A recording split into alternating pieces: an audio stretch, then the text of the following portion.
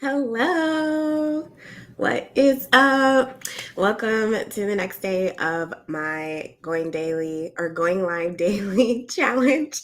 Today we are talking about how we can view conflict in a healthy way if we are naturally conflict avoidant as recovering people pleasers. If you need more assistance in engaging in tough conversations and being able to enforce your boundaries, I have a super free, awesome guide at the link in my bio that you can download right now that'll go into more depth of what I'm talking about today. Yesterday, we talked about what we should ask ourselves when we're trying to decide whether or not we should bring up an issue that we feel like there's going to be conflict around. And so if you missed yesterday's live, be sure to go back and watch it. It's still available for the next 48 hours. So make sure that I went over 3 questions you should ask yourself when you're deciding whether or not to bring something up. And it's super helpful and super informative. My name is Anna Stewart. I'm a confidence coach. I run the Heart Centered Woman Confidence Club. I coach women who are goal-oriented, recovering people pleasers. I coach them to put their desires first without worrying about what other people think. Live your life for you, boo. And so, as a recovering people pleaser myself, the reason why I decided to bring up today's topic is most of us recovering people pleasers are conflict avoidant.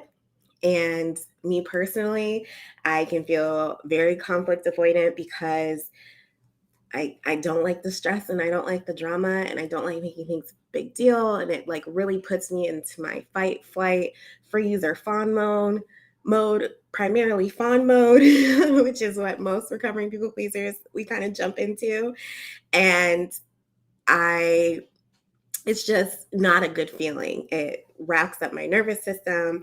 I overthink it. I'm thinking about it the day before. I'm stressing about it right before. I'm stressing about it in the moment.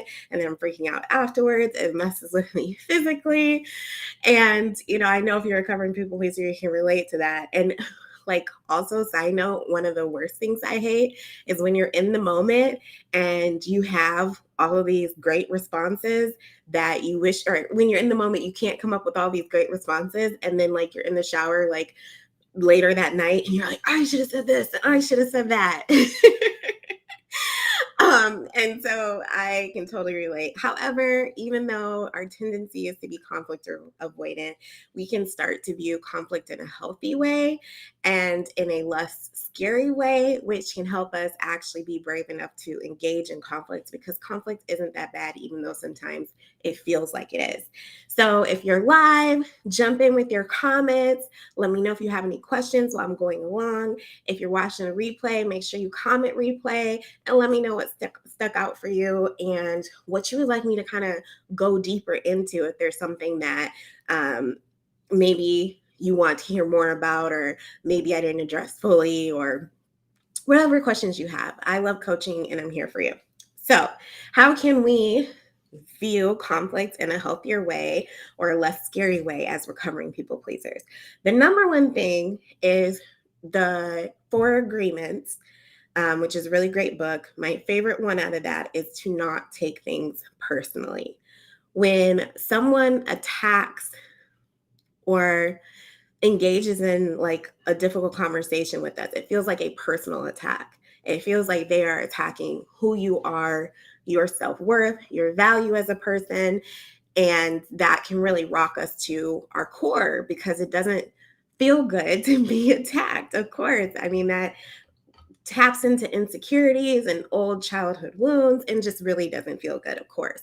However, if you can change it to more of an objective view and realize that whatever the conflict is, you don't have to take it personally. It doesn't change your value as a person. It doesn't change who you are. It doesn't change your worth. What it is that you guys aren't seeing eye to eye on something in specific. So let's say it's a meeting. Let's say it's a meeting at work, and your boss or your coworker or whoever ends up saying something that is very hurtful, or they end up responding negatively to something you say. What if in that situation we recognize that the issue is in that moment, in the conversation, in the words that were spoken, and not a reflection of who we are as a person.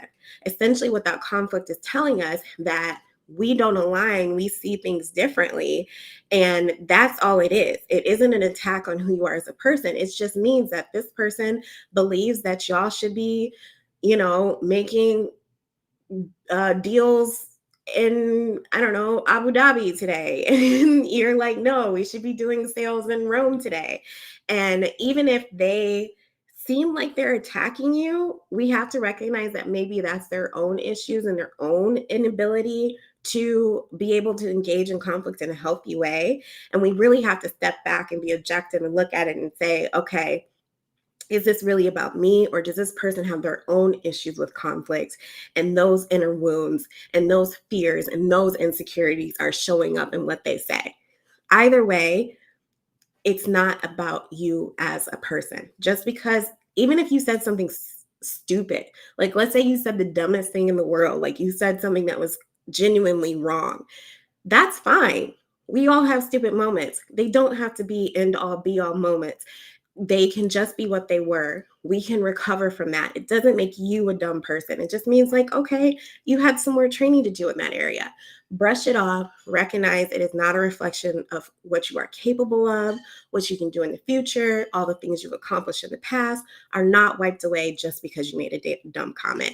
Even if people try to make you feel like that, they don't get to decide how you feel about yourself. You decide how you feel about yourself.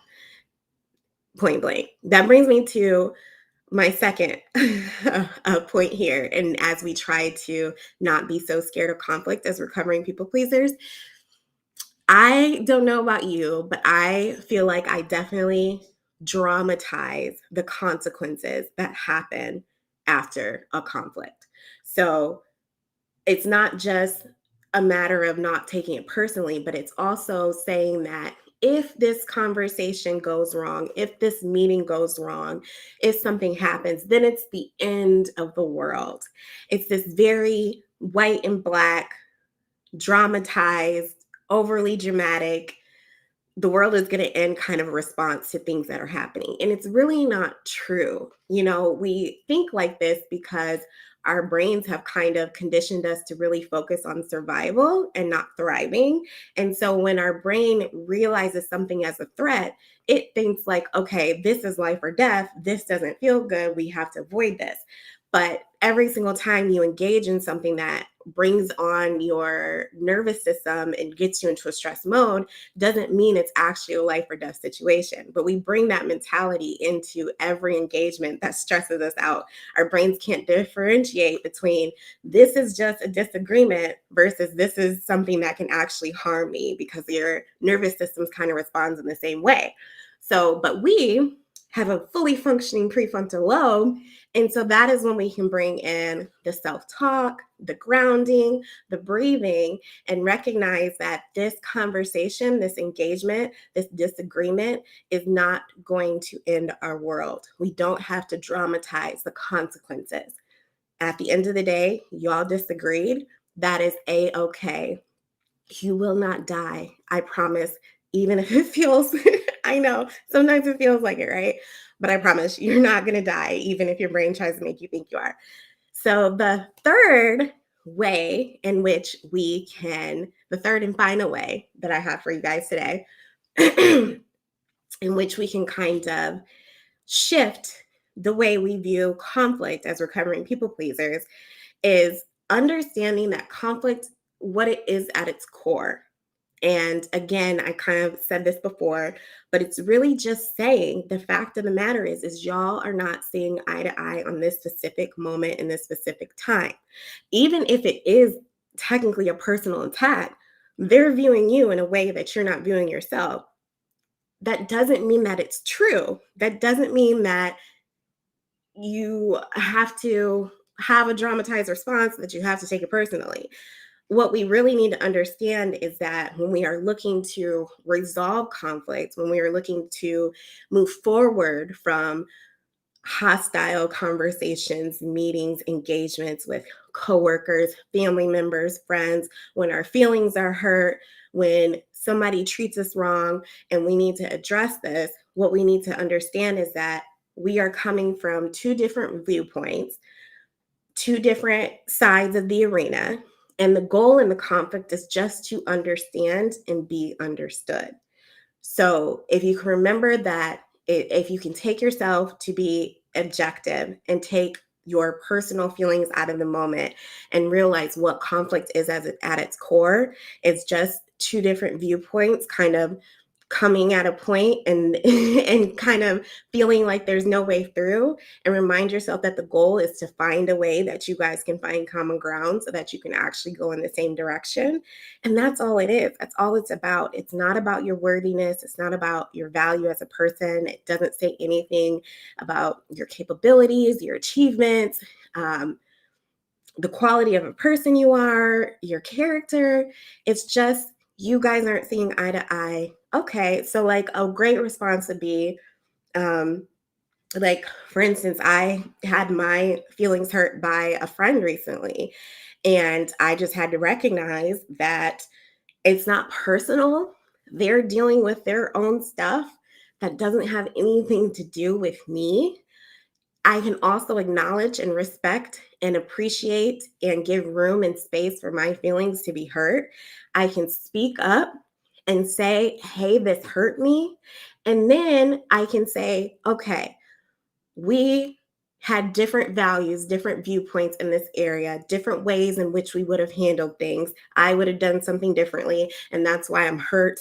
My expectations were let down because you did things in a way that I wasn't expecting you to do, and I thought you would have done this or that or whatever.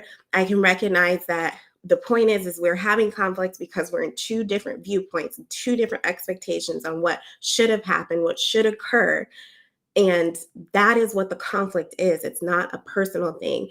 And the goal of the resolution is just to find a way forward, if there is a way forward, how to get these conflicting viewpoints into something that can be on a common path so that we can move forward together. So let's do a quick recap because I know that was a lot of information. um, when we are conflict avoidant people pleasers, we have a few different things in which we can kind of remind ourselves and kind of reframe. And when we're facing conflict, to view it in a less scary and healthy way. And those three ways were is number one from the four agreements to stop taking it personally. Even if it feels about you, even if they make it about you, it's not about you. 99% of the way people respond to you is about them and their own mess and not about you, right? We know that, right? They have their own crap going on. And so don't take it personally. Secondly, we have to stop dramatizing as people pleasers, as recovering people pleasers. We have to stop dramatizing the consequences of that conflict. We have to stop making ourselves believe that a disagreement is a death sentence. It's not, even though sometimes our brains try to make us feel like it is. We have the ability to do the self talk, to regulate our nervous system, to bring us back down, to reframe, and to recognize this is just a disagreement. This isn't going to result in my downfall. So that was number two. Number three is reminding ourselves what conflict is at the basis, what it's actually about. All it is just saying that you guys have two different viewpoints, two different expectations, two different standards. Remember that that's all it is at its core. And as a result, the goal of the conflict resolution is just trying to bring those opposing views and see if there's a way that you can find common ground to move forward. Doesn't have anything to do with your quality as a person, your character, your accomplishments, your goals, your value, your worth, your abilities. It's just can't here in this moment, we're not seeing eye to eye. Is there a way we can move forward? Additional tips are definitely in the resource guide that is at the link in all of my bios. So I highly recommend that you go and check that out. It's completely free.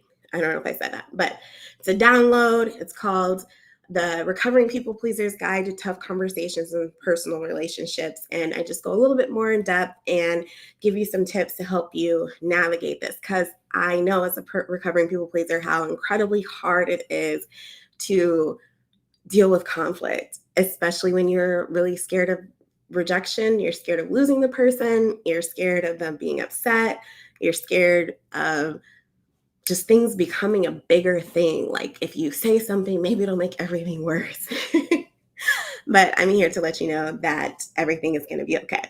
So if you have questions, if you have comments, make sure you chat them because I reply and I want to hear what's on your mind and how you're doing with this. And if you download the guide, I also have some email support with additional tips, and you can email me back, and I'm also there to support you in the emails and the DMs wherever you need it. All right, that is it for today. Again, thank you so much for being here, for listening, for watching. I hope this served you. If it did, share it. Like, comment, subscribe, all that crap that people say. I don't know. I will be back tomorrow. Tomorrow's topic is my top 3 tips. Sorry about that. I should have put my phone on vibrate. My top 3 tips for motivating yourself to pull the band-aid and go ahead and have the difficult conversation when you know that you've been avoiding it for far too long. So if you are someone who knows there's a conversation you need to have and you haven't been having it, tomorrow's live is just for you. Make sure you turn in. See you later. Bye.